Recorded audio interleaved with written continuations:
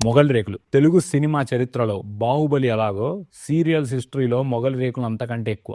అసలు సీరియల్సే మేము చూడం అనే వాళ్ళు కూడా మొగల్ రేకులు సీరియల్ చూడని వాళ్ళు లేరు అనే స్థాయికి తీసుకొచ్చిన సీరియల్ అది.